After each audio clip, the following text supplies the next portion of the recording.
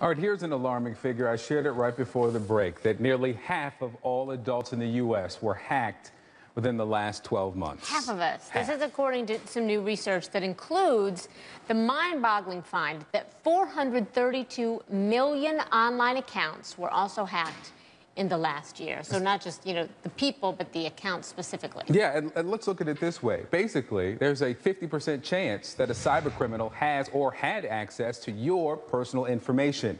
We're talking your name, your physical address, credit card numbers, passwords, anything.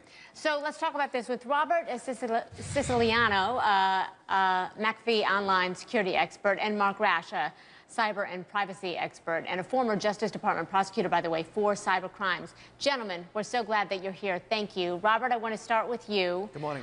A lot of people are sitting at home going, how is this happening? Yeah, we're all asking that same question. The fact is you have troves of data that's being housed by corporations and government agencies that essentially is a big target. That data, like credit card information, social security numbers, usernames and passwords, could be used to access existing accounts and taking over those existing accounts, or be used to open up new lines of credit. So it's very attractive to thieves, and corporate IT managers are under the gun every day to protect that information. You know, Mark, some people might have in their mind this image of, a 19-year-old sitting in his basement with a laptop and he's doing all this. But these are, in some cases, very sophisticated networks. Sometimes the indictment of the Chinese officials just a few days ago. What should we be looking for? And give us an idea of who these people are.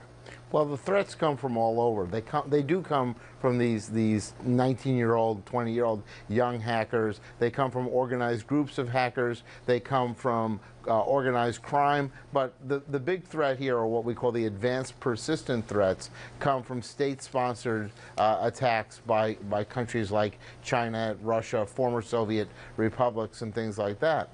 So, it's the old Willie Sutton theory. Why are they going after my accounts? Why are they going after my information? Why are they going after my computer? And the answer is, that's where the money is. Okay, so let's talk about the list, because it's long and it just keeps getting bigger. Target, Adobe, Snapchat, AOL, eBay. Those are some that have been hacked just in the last 12 months. But a lot of companies, I understand, aren't exactly transparent about their data breaches. Should companies be, forced to be more transparent about what's happening? Well, there are laws in almost every jurisdiction that require companies to report certain kinds of data breaches. So a data breach that involves personal information like name, address, account number, PIN number, those types of things, they're required already under the law to report. But, every company that's doing business online is being attacked constantly. And in fact, even individuals, your mother, your grandmother sitting at home with a wireless router, they're being attacked constantly as well. And the problem isn't that it's not being reported, it's that it's not being prevented. And it's a very difficult thing to do. So, Robert, I find that companies nowadays kind of force you to become part of this. You've got to get an online sign-in. You've got to use a card in some places. Is there any person, any profile that is more vulnerable than another? Yeah, that's a good question. The fact is, from birth, you are given a social security number today, and that primary identifier can be used to open up new lines of credit under a baby's name. So even a child can be a potential victim, all the way to somebody who has passed. The deceased are also vulnerable to identity theft as well, which is crazy. But we're all potentially victims. And the path of least resistance to get into these big servers is now going through your PC. So like it was previously said, that unsecured wireless connection that you have to the internet may be the direct access to your bank's online account, whereas your bank might be spending millions yearly to protect their networks. Again, your unprotected local PC could then be that path. So we all have to take responsibility to protect our devices, our mobiles, tablets, our laptops and desktops with antivirus, anti-spyware, anti-phishing firewalls, making sure that our wireless is locked down with the VPN, and then, you know, changing up your passwords, secure password management, uppercase, lowercase, using characters, and not having the same password for all your critical accounts. Changing up your passwords is essential. But that's so much. I know. We've already been talking about how I've got like we already 17 different so passwords many. for things. The head of Panama Institute said, and this is a quote here, if you're not a data breach victim, you're not paying attention.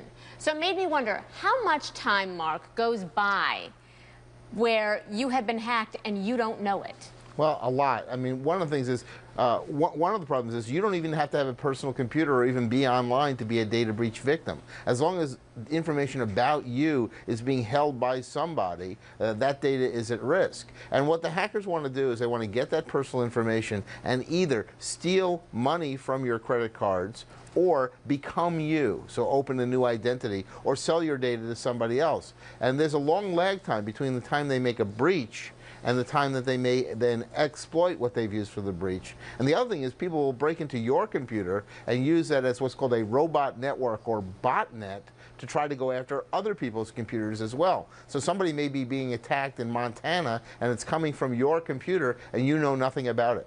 Robert, make me feel better. Are we going to go down the road where this is going to get worse? Or, potentially, are we at the cusp of figuring this out and protecting our information? So what's happening right now is there are developing technologies already in place that consumers are beginning to adopt that work towards securing them and the corporations which they do business with. Two-step authentication, two-factor authentication, where you might be provided an additional one-time password via a mobile text with companies like Google and Facebook and Twitter. PayPal offers it, Apple offers it.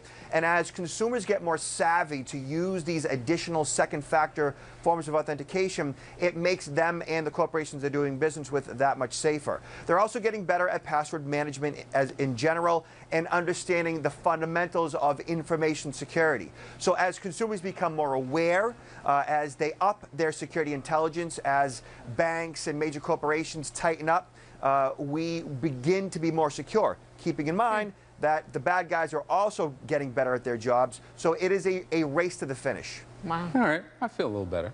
All right. Thank you, Robert Siciliano, Mark Rash. Good to have both of you this morning. Thank you, gentlemen. Thank you.